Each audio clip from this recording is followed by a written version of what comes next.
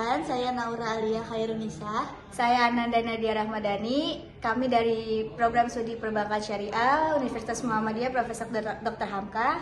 Tugas ini dibuat untuk memenuhi tugas akhir statistika ekonomi. Oke, jadi sebelum kita mencari data dari uji validitas dan reliabilitasnya sendiri, sebelumnya kita harus blok hasil dari kuesioner yang kemarin telah kita lakukan atau kita berikan kepada responden yang kita dapatkan. Jadi semua hasilnya itu kita blok terlebih dahulu.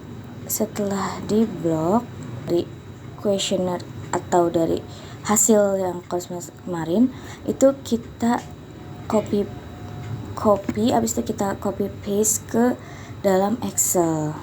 Lalu jika sudah diletakkan dalam Excel atau kita copy paste di dalam Excel, lalu kemudian kita bagi-bagi jadi 3 karena di sini aku ada 2 variabel X-nya ada 2, jadi dan soal dalam kuesioner aku ada 15, jadi aku pisahin dalam bentuk 5 untuk variabel X1, 5 untuk variabel X2, dan 5 untuk variabel Y-nya itu sendiri.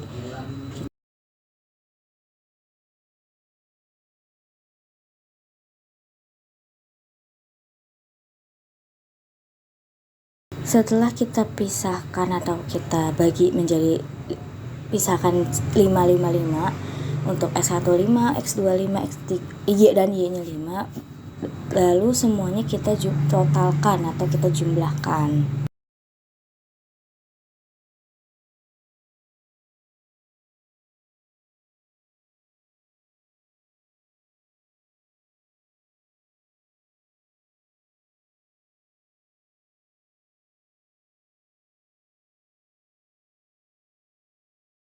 Setelah itu hasil yang sudah kita dapatkan atau yang ada di Excel kita copy paste lagi dan kita salin atau kita paste ke dalam SPSS yang kita punya.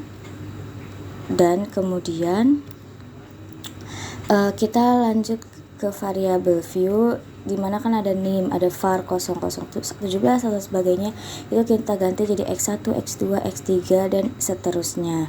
Kemudian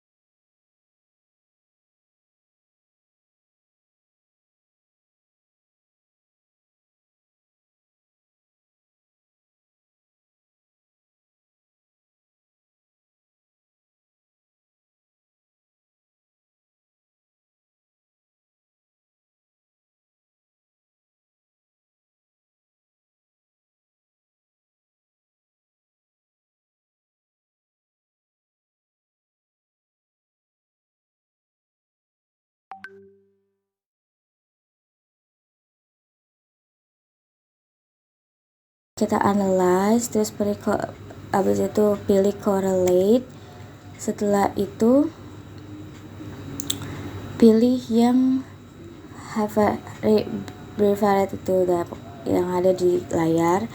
semua kita taruh di dalam variabel seperti itu, dimana untuk mendapatkan uji validitas yang kita telah lakukan. Nah, setelah hasilnya muncul, jadi hasil data yang kita dapatkan itu bisa dapat kita katakan itu validitas. Kenapa validitas? Karena berdasarkan dari percent correlation-nya itu juga secara total itu valid, dimana satu sama lain memiliki hubungan satu sama lain maupun dengan skor total dengan jumlah sampel dominan, yang dimana n-nya itu kan 40 ya, meskipun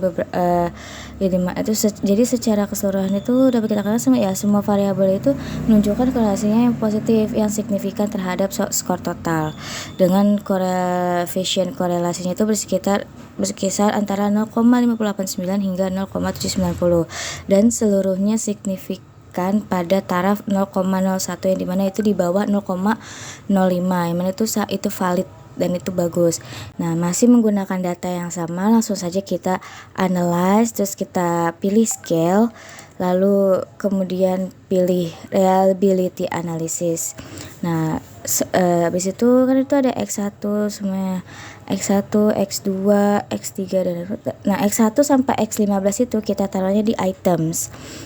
Dan untuk totalnya itu tidak usah dimasukkan.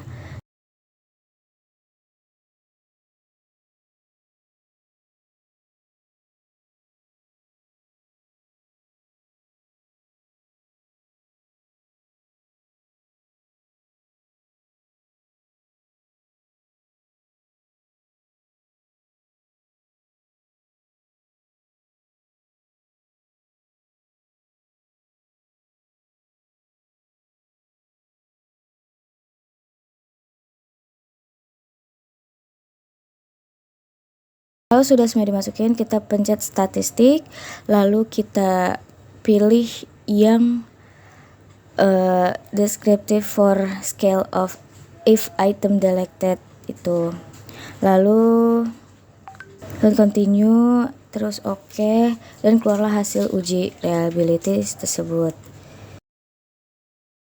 Dari hasil uji reliabilitas di atas atau dari data tersebut itu dengan instrumen yang terdiri dari 15 item ini itu memiliki Cronbach alpha-nya itu sebesar 0,905. Jadi dimana termasuk kategori yang sangat baik, dan semua item ini menunjukkan korelasi item total yang memadai, dan itu semua di atas 0,50. Dan dimana juga temuan hasil uji tersebut itu bisa juga diselaras dengan hasil korelasi sebelumnya yang uji validitas, di mana semua variabel ini memiliki hubungan positif dan signifikan dengan skor total, sehingga semakin menguatkan validitas dan reliabilitas instrumen secara keseluruhan.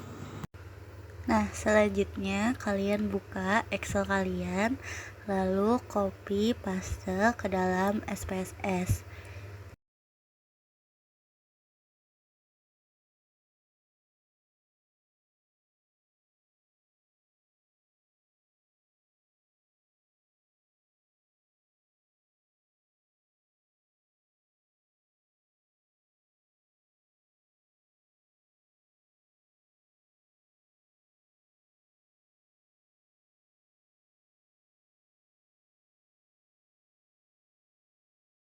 Jangan lupa di variabel view-nya itu diganti menjadi X1, X2, dan Y.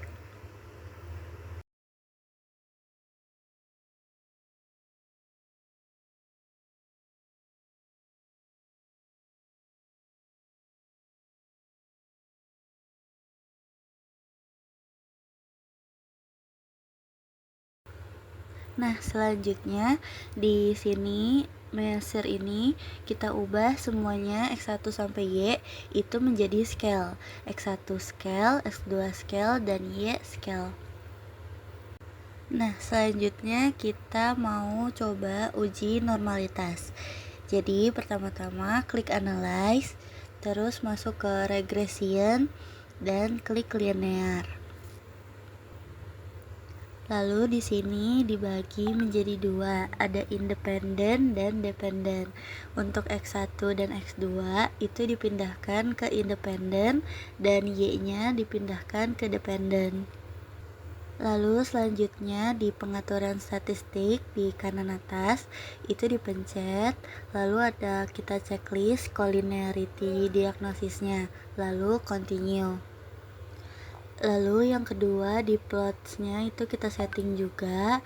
Di sini ada beberapa, kita pencet yang sResult-nya ini itu dimasukkan ke dalam variabel Y dan zrate-nya ini dipindahkan ke X. Lalu kita centang histogram dan normal probability plotnya. Lalu klik continue. Lalu selanjutnya yang di save setting itu diklik, lalu dicentang bagian unstandardized-nya, lalu continue dan oke.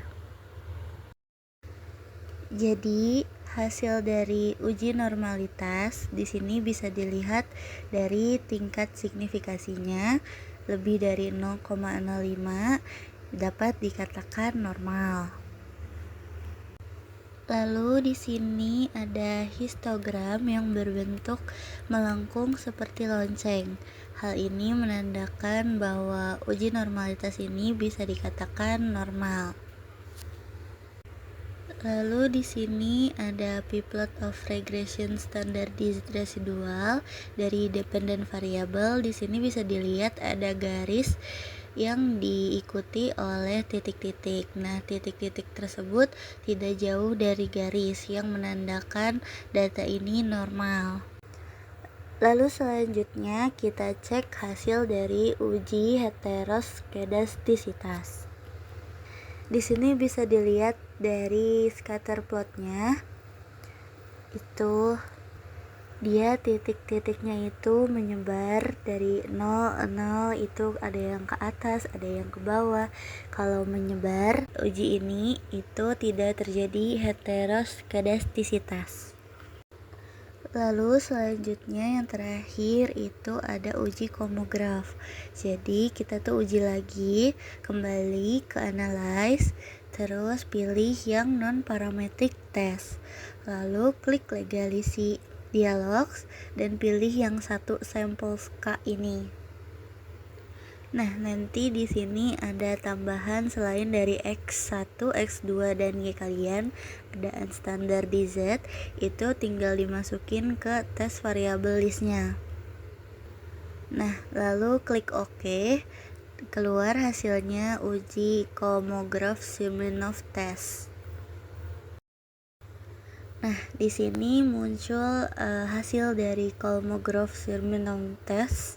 Itu bisa dilihat dari sig-nya itu 0,576 yang berarti lebih besar dari 0,05.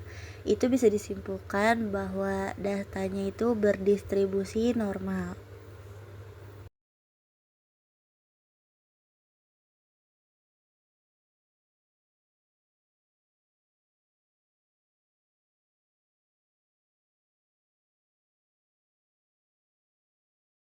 Oke, selanjutnya kita cari uji regresi linear berganda sederhana. Nah, jadi kan tadi kan kita udah buat Excel tuh ya. Nah, terus kita bagi-bagi nih soalnya dari 5, 5, 5 untuk X1 5, X2 5, dan Y-nya 5. Nah, kan ada total-totalnya dari 5 soal tersebut. Nah, yang kita ambil itu totalnya aja. Total dari X1 berapa? Total dari X1-nya, total dari X2-nya, total dari X3-nya di mana? Total dari X1 ini langsung kita pindahin ke SPSS. Dan total X2 juga kita pindahin ke XPSS. Total ketiga, total Y maksudnya, itu juga kita pindahin ke dalam SPSS.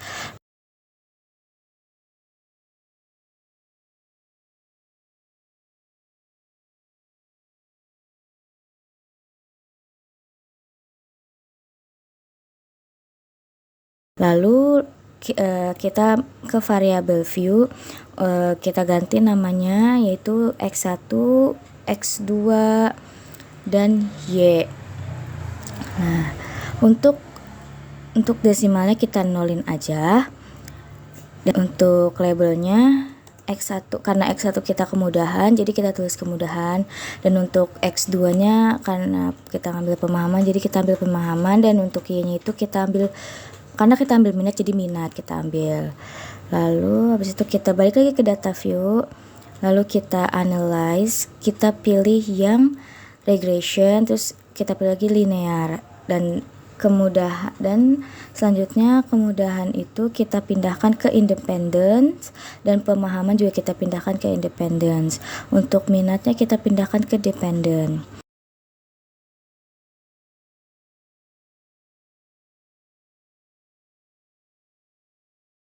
Lalu setelah itu kita pencet OK dan keluarlah data tersebut.